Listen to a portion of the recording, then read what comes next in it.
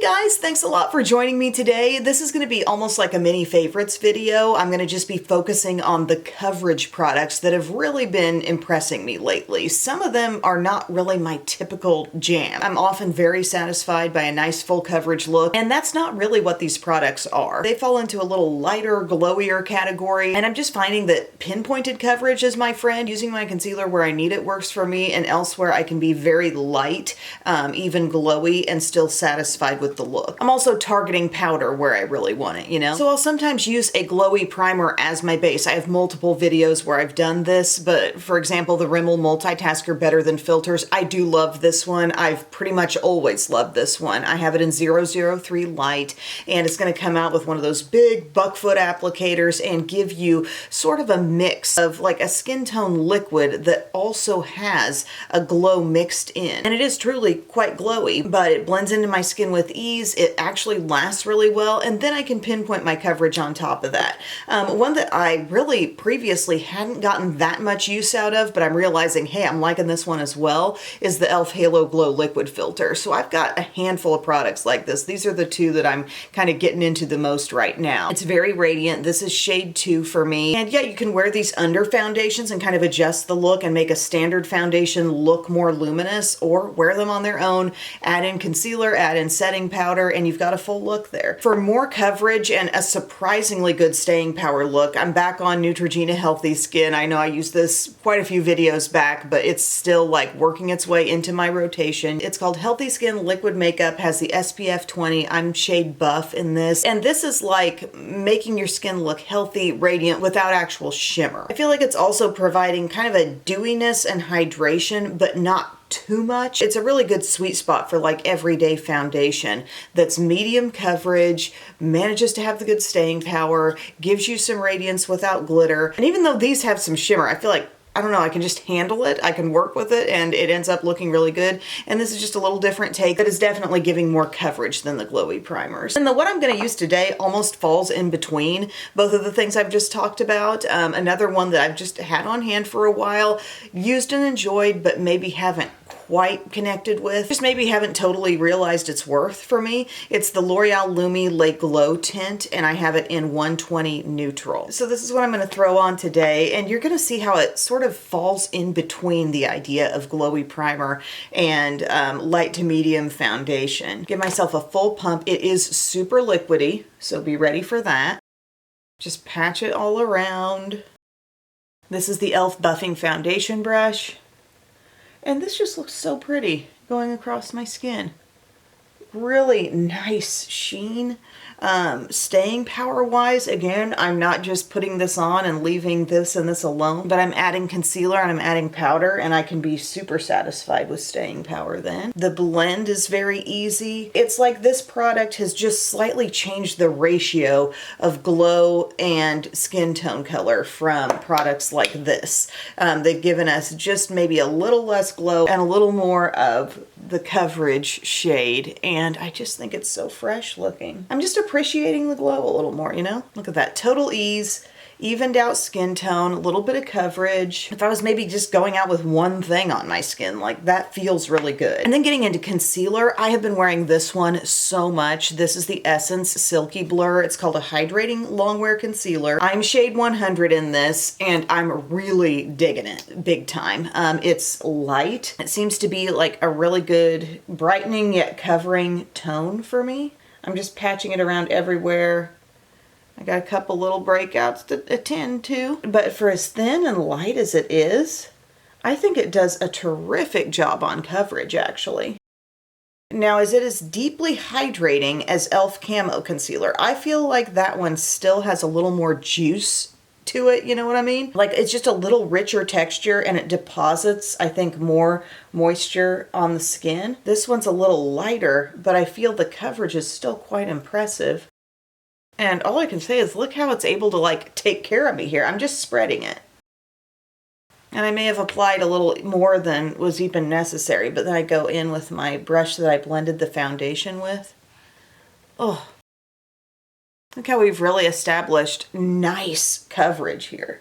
I mean, I tell you guys, like if I use a concealer and it's just not quite satisfying me on coverage, this one does. But it does have that nice lightweight feel. If you felt like I want a non-drying concealer that really does the work and maybe feels a little lighter than e.l.f. Hydrating Camo Concealer, this may be one to try. And of course, Essence is always sticking with a really fair price point too. And the reason I switch, the reason I don't fully blend with the small brush and switch eventually to this brush and just do a little tapping motion, this is preventing over blending. This is just tapping it in and using that nice big brush to get us to that blended place without overdoing it and eventually blending away or lifting away product with too much pressure applied. And then I do whatever I feel like doing on this under eye setting powder. I feel like the Coty Airspun has paired really well. I mean, this is a heavy duty setting powder, but I like it. I'll pull in the L'Oreal Infallible Blurfection. I'll pull in Maybelline Fit Me. Like there's a whole handful of good setting powders out there that I feel like I can choose from. And this is just to set the under eye and T-zone. I'll use the Blurfection today, but really they're all performing a similar task. They're essentially providing even more of a matte finish to these certain areas where you really would like to stay matte, you know? My skin's still got kind of a natural sheen everywhere, but I like to be perfected where I want to be perfected. This is that light pink shade, but it's not like wildly pink or anything. I'm using that e.l.f. Pinky Puff and I'm just hitting all these areas. I really come in around the nose because I know that that's an area that can break down. Also right in between the brows might show a little oil. So those places are getting the extra powder. Then Morphe Under Eye Bullet Brush comes in and makes sure it's all like evenly on. Okay. Still got radiance, but I'm covered where I want to be covered. And I mentioned like maybe some of these products will surprise you that I'm really into them, and then some of them won't. Laura Geller Bake, Balance, and Brighten, a great thing to do with some of these lighter coverage products that you might be putting on your skin is to get use out of different powder foundations that pair really well on top. And Laura Geller Bake, Balance, and Brighten, a light bit of this. My shade is light. I also have the Glow version. I also have, of course, their Double Take, more full coverage version. This is a good little sweet spot, I feel like, for topping off. As I was cleaning out my makeup room closet, I found a retractable kabuki that is not a blunt cut, but it's kind of tapered around the outsides. And I think she does sell something like this. Whether it's angled or not, I'm not sure, but it's got that nice taper. And I just find myself going in, getting a light bit on, and kind of going elsewhere on the face where I didn't do my loose powder job. At least not heavily over those areas. It might get a gentle tap, you know. But this is a great way to feel more set, not undo the glow, and perhaps enhance your coverage just a little bit more. I love it. Just a quick sweep over.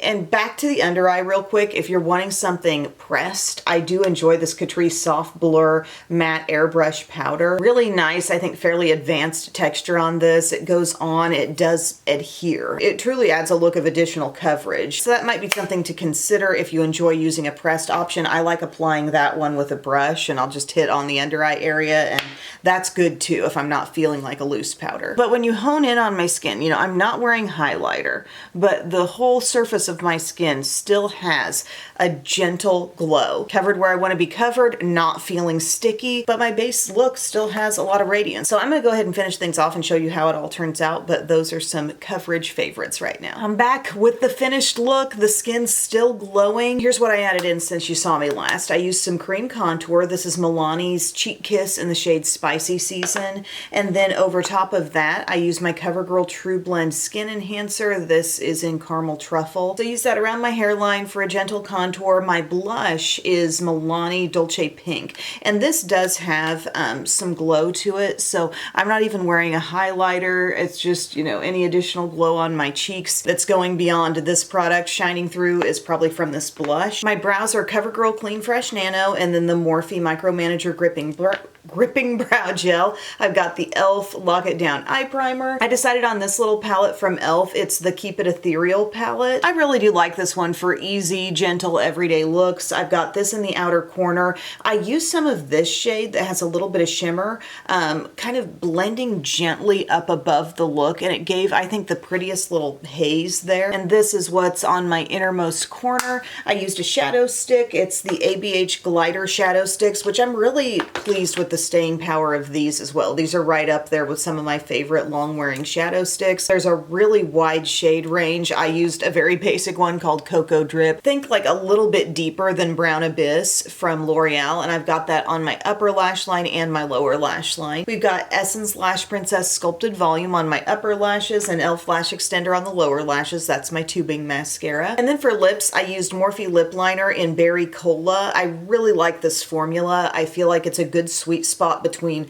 like going on easily but not being so creamy that it's drifting and slipping outside the lip line. And then I haven't used a ton of this lipstick from Maybelline, their new formula. The actual product name isn't on here, but it's shade 107 Blind Date. And it has like a really nice thin yet fully pigmented texture, and it matches up with that lip liner really well. And then as you can tell, there's a little shine on top. I used Lawless. This is Skinny Dip. That's just a nice classic nude gloss. And that, my friends, is my look today. I would love to hear if you've got any product recommendations that fall into this kind of like light and glowy category. And just keep in mind, you can really make it your own. You can go in with something that starts off like, for example, this e.l.f. one, probably the most glowy.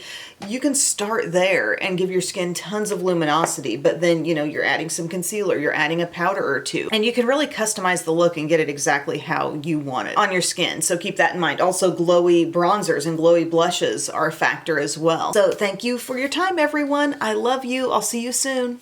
Bye.